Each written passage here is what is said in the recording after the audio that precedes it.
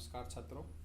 आज हम मोल अवधारणा का अगला भाग शुरू कर रहे हैं। इसमें हम पहले से कुछ फॉर्मूलों पहले से ही जानते हैं, जिसमें हम लोग पहले फॉर्मूले को मास के संदर्भ में पढ़े थे। अगर हमें मास दिया गया है, ठीक है, जिसे हम W से दर्शाएंगे, तो मोल निकालने के लिए उसे हम मॉलिक्यूलर वेट या एटॉमिक वेट, ठीक है, से जिसे हम M से दर्शाते हैं, डिवाइड करके मोल निकाल सकते हैं। दूसरे फॉर्मूले में अगर हमें संख्या दी गई है, ठीक है, गिवन नंबर अगर हमें दिया गया है, संख्या दी गई है और संख्या को हम स्मॉल n द्वारा दर्शाएंगे। अब अगर हमें नंबर से मोल निकालना है तो उसे हम एवोगैड्रो नंबर से भाग देंगे, जिसे na द्वारा दर्शाया जाता है, और एवोगैड्रो नंबर में जो संख्या होती है वो 6.022 × 10⁻23 होती है। तीसरी बात जो है, अगर हमें किसी भी फंडामेंटल पार्टिकल का आयतन यानी कि वॉल्यूम पता है, जिसे हम V द्वारा दर्शाएंगे, तो अगर वॉल्यूम हम लीटर में दिया गया है, ठीक है, ध्यान दीजिएगा, अगर वॉल्यूम हमारा लीटर में दिया गया है तो उसे हम 22.4 लीटर से डिवाइड कर मोल में बदल सकते हैं।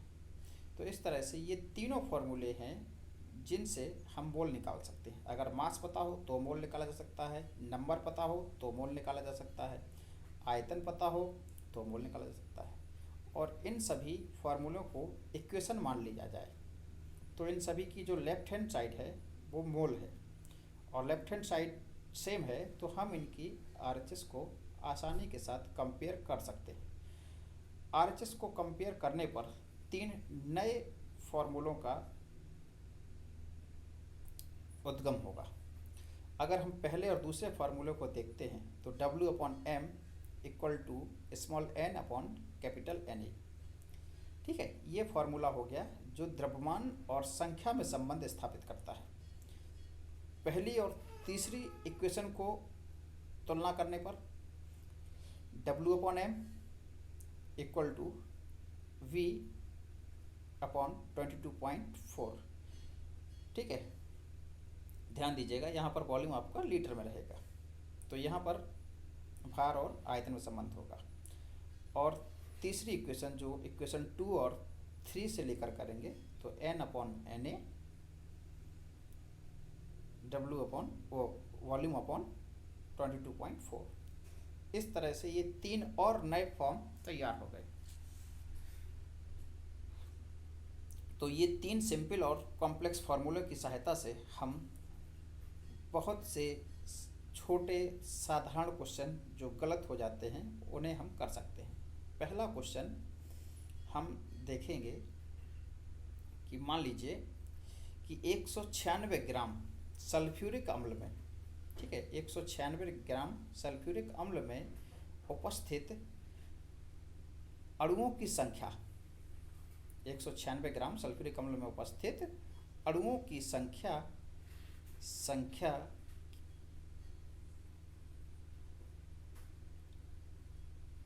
ज्ञात करनी हो, ठीक है, 196 ग्राम सल्फ्यूरिक अम्ल में उपस्थित अणुओं की संख्या ज्ञात करनी हो तो हम किस फॉर्मूले का इस्तेमाल करेंगे। तो हमें द्रव्यमान दिया गया है, H2SO4 का क्या दिया गया है, द्रव्यमान, निकालना है हमको संख्या। अब देखेंगे कि कहाँ संख्या का संबंध भार के साथ है। तो हमारे पास दो जगह n है फॉर्मूले में, फर्स्ट और लास्ट, जो हमने कॉम्प्लेक्स फॉर्मूले निकाले हैं। तो पहले वाले फॉर्म में W का n के साथ संबंध है, इसलिए हम इसी फॉर्म को इस्तेमाल करते हुए इस फॉर्मूले का यूज करेंगे। ये पहला वाला फार्मूला है। अब W दिया ही गया है क्वेश्चन में, W 196 दिया गया है और सल्फ्यूरिक अम्ल का जो अणुभार होता है सल्फ्यूरिक अम्ल का अणुभार होता है 98, तो 98 रख देंगे, यानी कि 98। एन निकालना ही है और Na जो है वो हमें पता रहती है, एवोगाड्रो संख्या है। सामान्यतः हम इसे Na ही रखकर चलेंगे, सबसे लास्ट में हम इसकी वैल्यू रखकर आंसर निकालेंगे। तो हमारा जो आंसर आएगा वो हो जाएगा 2Na। अगर Na को एक्सपेंड करते हैं तो Na की जगह 6.022 गुणे 10⁻23 रख देंगे, तो ये जो संख्या हो जाएगी अगर आप गुणा करेंगे तो ये 12.044 गुणे 10⁻23 12.044 × 10⁻23 ये आंसर हो जाएगा। ठीक है, इस तरह से हमने H2SO4 के अणुओं की संख्या निकाली। ध्यान रखिएगा, जिसका भार दिया गया है हम उसी की संख्या निकालते हैं। ठीक है, तो यहाँ H2SO4 का भार था तो हम H2SO4 की संख्या निकाल ली। अब देखते हैं दूसरे क्वेश्चन की ओर। यहाँ हमने सल्फ्यूरिक अम्ल लिया था, अब देखते हैं जल के सापेक्ष। 180 ग्राम जल में उपस्थित हाइड्रोजन परमाणु, 180 ग्राम जल में उपस्थित हाइड्रोजन परमाणु की संख्या क्या होगी। ठीक है, अब देखना है। अब यहाँ ध्यान दीजिए, यहाँ पर जल का भार दिया गया है लेकिन संख्या जल की नहीं पूछी गई है, संख्या पूछी गई है हाइड्रोजन परमाणु की। तो हम पहले जल के द्रव्यमान का उपयोग करके जल की ही संख्या निकालेंगे और जब जल के अणुओं की संख्या पता चल जाएगी तो हाइड्रोजन परमाणु की संख्या निकालेंगे। ठीक है, तो जल के द्रव्यमान से जल के अणुओं की ही संख्या प्राप्त होगी। ठीक है, जिसका भार दिया होता है उसी की संख्याएं हम निकाल सकते हैं, इसलिए जल के द्रव्यमान से जल के अणुओं की संख्या ही निकलेगी। तो फिर अगर हमें भार पता है और संख्या निकालने हैं, निकालना क्या है n, तो W और n का सीधा संबंध पहले फार्मूले से ही निकलेगा। फिर से हम इसी फार्मूले का उपयोग करते हुए W की जगह 180 ग्राम, अणुभार जल का 18 होता है तो उसकी जगह m की जगह रख देंगे आप 18, n आपको निकालना है और Na, इसको कैंसिल करेंगे तो 10 आ जाएगा। तो n इक्वल टू जो आ जाएगा वो आ जाएगा 10 × Na। अगर Na की वैल्यू पुट करते हैं तो Na का मान आप जानते ही हैं, और इसको रखेंगे तो अब हमारा एक और पावर एक्स्ट्रा हो जाएगा। अब पावर आपकी 10⁻24 हो जाएगी। अब ध्यान रखिएगा, ये जल के अणुओं की संख्या आई है, ये किसकी संख्या आई है, जल के अणुओं की संख्या। लेकिन हमें क्वेश्चन में निकालना क्या है, हमें तो निकालना है हाइड्रोजन की संख्या। तो हाइड्रोजन परमाणु, अब हम देखेंगे कि जल के एक अणु में कितने हाइड्रोजन परमाणु हैं। तो फॉर्मूले से हमें स्पष्ट पता चल रहा है कि जल के एक अणु में केवल 2 हाइड्रोजन परमाणु हैं, और जब जल के एक अणु के 2 हाइड्रोजन परमाणु होने का अगर हमें पता चल जाता है, तो अगर एक अणु में पता चल गया तो 2 में निकाल सकते हैं, 3 में निकाल सकते हैं, 1000 में निकाल सकते हैं। ठीक है, लेकिन अभी हमें कितने में निकालने हैं, 6.22 × 10⁻24 अणु में निकाल लें। तो बस 2 का गुणा इस संख्या से कर दीजिए, जिससे हमें हाइड्रोजन परमाणुओं की संख्या प्राप्त हो जाएगी। ठीक है, तो इतने हमारे पास हाइड्रोजन परमाणु होंगे। इसको आप मल्टीप्लाई कर लीजिएगा, 2 से मल्टीप्लाई करेंगे तो 12 के समथिंग आंसर आएगा। तो सबसे पहले हमने जल के भार से जल के अणुओं की संख्या निकाली, फिर जल के एक अणु में हाइड्रोजन परमाणु निकाले, और जब एक अणु के हाइड्रोजन परमाणु निकाल लिए तो फिर जितनी संख्या थी उसकी सहायता से हम किसी भी संख्या में हाइड्रोजन परमाणु निकाल सकते हैं। ठीक है, तो यहाँ पर 2 परमाणु थे तो हमने 2 से गुणा करके ये निकाल लिया। ये बहुत ही सिंपल प्रॉब्लम है। तो इन सभी फॉर्मूलों का प्रयोग कर हम ऐसे छोटे सवालों को आसानी से कर सकते हैं। बिना किसी गलती के। ठीक है, और 2-3 सवाल हम लोग हल करने का प्रयास करेंगे जो इन्हीं फॉर्मूलों का यूज कर रहे हैं बार बार, तो इन्हीं फॉर्मूलों का यूज करके ही करेंगे। अब थोड़े और सवाल हम लोग आगे देखेंगे जो इन्हीं फॉर्मूलों के पर आधारित हैं। आपको ध्यान ये देना है कि क्या दिया गया है, क्या पूछा जा रहा है। अब अगला सा प्रश्न, इस प्रश्न में हम 16 ग्राम ऑक्सीजन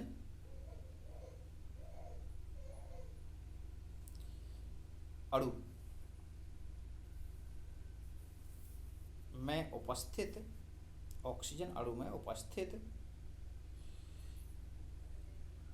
वैलेंस इलेक्ट्रॉनों की गणना कीजिए। ठीक है, 16 ग्राम ऑक्सीजन अणु में उपस्थित वैलेंस इलेक्ट्रॉनों की गणना कीजिए। फिर से भार दिया गया है और संख्या निकालनी है। ठीक है, तो फिर से वही पहला फार्मूला इस्तेमाल किया जाएगा जहां आपको भार पता है और संख्या ज्ञात करनी है। ठीक है, तो उस फार्मूले को नोट कर लेते हैं और यहाँ पर हम सारी वैल्यू पुट करते हैं। तो 16 बटे ऑक्सीजन का अणुभार होता है 32, तो 16 बटे 32 बराबर n अपॉन कैपिटल Na, ये कैंसिल हो जाएगा 1/2, तो n इक्वल टू आ जाएगा, स्मॉल n इक्वल टू आ जाएगा Na/2। ठीक है, Na/2, Na की वैल्यू अगर पुट कर देंगे, ठीक है, अब यहाँ पर Na की वैल्यू पुट कर दीजिए, तो 6.022 into 10⁻23 divide by 2 which is equal to 3.011 into 10⁻23। ठीक है, ये हो गए मॉलिक्यूल्स किसके, ऑक्सीजन के। लेकिन हमसे ऑक्सीजन की संख्या नहीं पूछी गई है, हमसे तो पूछी गई है इलेक्ट्रॉन। अब वैलेंस इलेक्ट्रॉन कैसे निकलेंगे, तो हम पहले एक परमाणु के निकाल लेंगे। ठीक है, तो ऑक्सीजन का जो एक परमाणु का जो भार होता है वो होता है 16 और उसका परमाणु क्रमांक होता है 8। तो 8 के हिसाब से इलेक्ट्रॉनिक विन्यास करेंगे तो वैलेंस इलेक्ट्रॉन में हमारे पास इलेक्ट्रॉनिक संख्या कितनी हो जाएगी, 6, 2s का 2 और 2p4 का 4। तो O2 का एक परमाणु में 6, तो O2 में कितना हो जाएगा, 12। तो O2 के जो वैलेंस इलेक्ट्रॉन हो गए हमारे पास वो हो गए 12। अब O2 के वैलेंस इलेक्ट्रॉनों की हेल्प से हम जितने नंबर में आए हैं उनका निकाल सकते हैं। तो पहले तो हम लिखेंगे एक ऑक्सीजन अणु में उपस्थित वैलेंस इलेक्ट्रॉन जो कि 12 आए हैं, तो 3.011 में इंटू 10⁻23 में उपस्थित वैलेंस इलेक्ट्रॉन वो हो जाएंगे 12 इंटू 3.011 इंटू 10⁻23। ठीक है, इस तरह से हम ऑक्सीजन में उपस्थित वैलेंस इलेक्ट्रॉनों की गणना कर सकते हैं। ठीक है, हमको ऑक्सीजन का भार पता था 16 ग्राम, हमने सबसे पहले ऑक्सीजन के भार से हमने ऑक्सीजन की संख्या निकाली और फिर वैलेंस इलेक्ट्रॉनों की संख्या निकाली एक अणु में, और फिर हमने जितनी संख्या में अणुओं की संख्या आई थी उसका प्रयोग करते हुए आंसर निकाला है। अगला क्वेश्चन, इस क्वेश्चन में हम आयतन के संदर्भ में बात करेंगे। मान लीजिए 44.8 litre oxygen gas, 44.8 litre oxygen gas का द्रव्यमान क्या होगा। ठीक है, यहाँ पर हमें ऑक्सीजन गैस का क्या पता है, यहाँ पर हमें ऑक्सीजन गैस का आयतन पता है और द्रव्यमान निकालना है। तो आयतन से द्रव्यमान यानी कि देखना है, तो आयतन हमारे दो ही फॉर्मूले में है, लेकिन आयतन का संबंध संख्या से है और यहाँ पर आयतन का संबंध भार से है। तो हमें भार वाले फॉर्मूले को इस्तेमाल करना है और यहाँ पर आपका W/m equal to W V litre में और डिवाइड बाई बताएंगे 20.4 से। अब सारे मानों को रख दिया जाए तो आंसर आ जाएगा। भार दिया गया है, निकालना ही है, दिया नहीं गया है। अणुभार हमको पता है 32 होता है। आयतन दिया ही गया है 44.8 और बटे 22.4। कट करेंगे 2 आ जाएगा तो भार आ जाएगा 32 गुणे 2 बराबर 64 ग्राम, अर्थात 44.8 लीटर ऑक्सीजन का जो भार आएगा वो 64 ग्राम आएगा। इन सभी फॉर्मूलों का इस्तेमाल करते हुए हम बड़े आसानी के साथ इन छोटे छोटे फॉर्मूलों का उपयोग करते हुए इन प्रश्नों के उत्तरों को भली भांति और सटीकता के साथ दे सकते हैं। गलती की गुंजाइश नहीं होगी अगर हम फॉर्मूलों का उपयोग सही से करना जान गए। इसलिए मैं बिल्कुल बेसिक, बिल्कुल छोटे छोटे प्रॉब्लम करा रहा हूँ, जिससे जिनको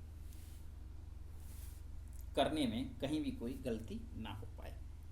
अगला क्वेश्चन हम देखते हैं जो कि इसी से संबंधित है, इन्हीं फॉर्मूले पर संबंधित है।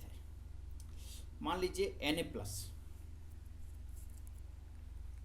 1 मोल में, Na+ के 1 मोल में उपस्थित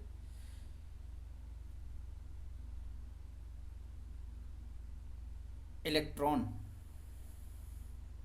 1 मोल में उपस्थित इलेक्ट्रॉनों के आवेश, Na+ के 1 मोल में उपस्थित इलेक्ट्रॉनों के आवेश की गणना कीजिए। अगर क्वेश्चन में Na+ के 1 मोल में उपस्थित इलेक्ट्रॉनों के आवेश की गणना कराई जाती है तो उसके लिए हमें सर्वप्रथम Na और Na+ में उपस्थित इलेक्ट्रॉन पता होने चाहिए। 11 परमाणु क्रमांक होता है तो 2 8 1, और प्लस का अर्थ है कि उसने 1 इलेक्ट्रॉन त्याग दिया बाहरी कक्षा से, तो अब बचे 2 8, तो कुल इलेक्ट्रॉन हो गए 10। अब हमें ये तो पता चल गया है कि 10 इलेक्ट्रॉन होते हैं Na के एक अणु में। अब अगर हम देखेंगे कि 1 इलेक्ट्रॉन पर कितना आवेश होता है, 10 इलेक्ट्रॉन तो कुल है, तो 1 इलेक्ट्रॉन का आवेश आता है -1.6 × 10⁻⁻19 कूलम। ये तो हो गया 1 इलेक्ट्रॉन का। तो 10 इलेक्ट्रॉन पर कितना आवेश होगा, ठीक है। तो अगर 1 का पता चल गया तो 10 का कितना होगा, तो 10 में इतने का गुणा कर देते हैं, तो 10 इलेक्ट्रॉनों का आवेश कितना हो जाएगा, 10 गुणे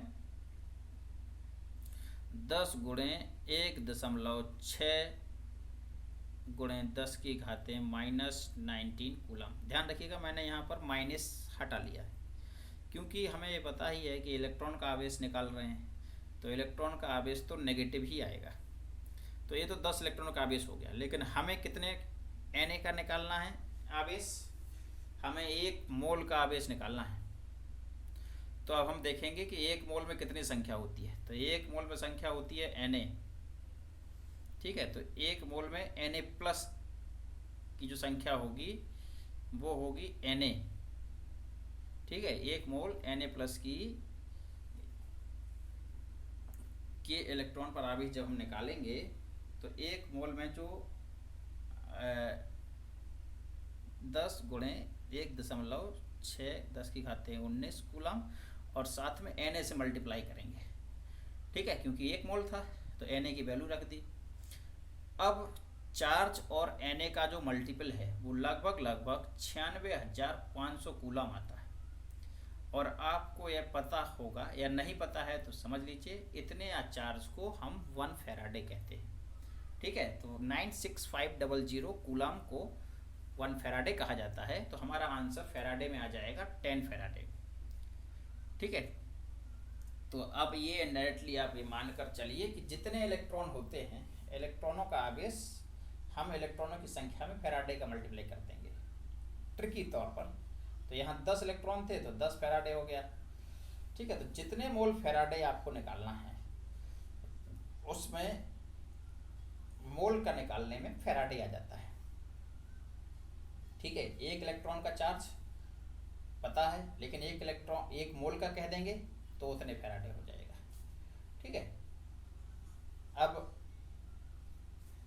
आवेश को अगर हम के स्थान पर, अभी हमने इलेक्ट्रॉनों का आवेश निकाला है, अब अगर हम प्रोटॉनों के आवेश को देखें तो एक अगले क्वेश्चन में हम इलेक्ट्रॉनों के आवेश के स्थान पर प्रोटॉन के आवेश को देखेंगे। ठीक है, तो अब नेक्स्ट क्वेश्चन में देखते हैं। 27 ग्राम एल्यूमिनियम +3, एल्यूमिनियम पर चार्ज क्या रखती है +3 आयन, एल्यूमिनियम +3 आयन पर उपस्थित है। 27 ग्राम एल्यूमिनियम आयन पर उपस्थित आवेश, ठीक है, कौन किसका आवेश, प्रोटॉन का आवेश पर उपस्थित प्रोटॉन के आवेश ज्ञात कीजिए।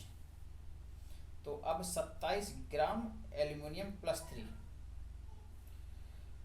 का भार 27 ग्राम दिया गया है और इस पर हमें प्रोटॉन के आवेशों की उपस्थिति को बताना है कि इसमें कितने प्रोटॉन का आवेश उपस्थित है। तो सबसे पहले हमें एक प्रोटॉन का आवेश निकालेंगे। तो एक प्रोटॉन का आवेश जो होता है वो आता है 1.6 × 10⁻⁻19 कूलम। तो एक का पता चल गया तो हम कितने का भी निकाल सकते हैं, लेकिन अब हमें संख्या निकालनी होगी कि 27 ग्राम में कितनी संख्या है। तो सबसे पहले हम 27 ग्राम एल्यूमिनियम +3 को मोल में बदलेंगे। तो मोल निकालने हैं वो भी भार से। तो सबसे पहला formula given mass upon molecular mass 27 ही होता है। इस तरह से हमारे पास मोल आ जाएंगे 1 मोल, यानी कि Na। एक मोल की संख्या हमें पता ही है कि एक मोल की संख्या एवोगैड्रो के बराबर होती है। अब Na में निकालना है कि कितने प्रोटॉन हैं और फिर उन प्रोटॉनों का आवेश निकालना है। अब देखते हैं, ये तो मोल आ गए एल्युमिनियम +3 के। अब हमें निकालना है आवेश। तो हम देखेंगे कि एल्युमिनियम के पास कितने प्रोटॉन हैं, एक एल्युमिनियम के पास कितने प्रोटॉन हैं। तो एल्युमिनियम +3 आयन के पास जो प्रोटॉनों की संख्या है, संकेत में देख रहे हैं आप, 13 परमाणु क्रमांक है। तो परमाणु क्रमांक ही प्रोटॉनों की संख्या होती है। तो एक एल्युमिनियम के पास 13 प्रोटॉन हैं, तो Na के पास कितने होंगे 13 × Na। ठीक है, तो अब हम यहाँ पे बोलेंगे कि Na एल्यूमिनियम +3 के पास 13 × Na प्रोटॉन होंगे। अब इतने तो प्रोटॉन हैं, तो अब हमें निकालना है आवेश। तो अभी तो निकला है हमारे पास प्रोटॉन। तो अब जब प्रोटॉन पता चल गया तो आवेश निकालने के लिए हम एक प्रोटॉन के आवेश से गुणा कर देंगे। जैसे ही हम आवेश का गुणा करेंगे तो पिछले क्वेश्चन में भी हम देखे थे कि एवोगैड्रो संख्या और आवेश का जो गुणनफल होता है वो लगभग 96,500 कूलम के बराबर आता है, जो कि 1 फैराडे होता है। तो हमारा आंसर आ जाएगा 13 फैराडे। तो ये इस तरह से इन छोटे छोटे फार्मूले के प्रयोग से हम इस तरह की क्वेश्चंस को कर सकते हैं। क्वेश्चंस ऑन के लिए कई चीज़ों की आवश्यकता पड़ती है, तो इन फार्मूलों का इस्तेमाल कर ये छोटे छोटे क्वेश्चन आप आसानी से निकाल सकते हैं। ठीक है, एक और फार्मूला रह गया है जिसका इस्तेमाल भी हम लोग कर लेते हैं। यहाँ पर आयतन का संबंध हम संख्या के साथ रखेंगे।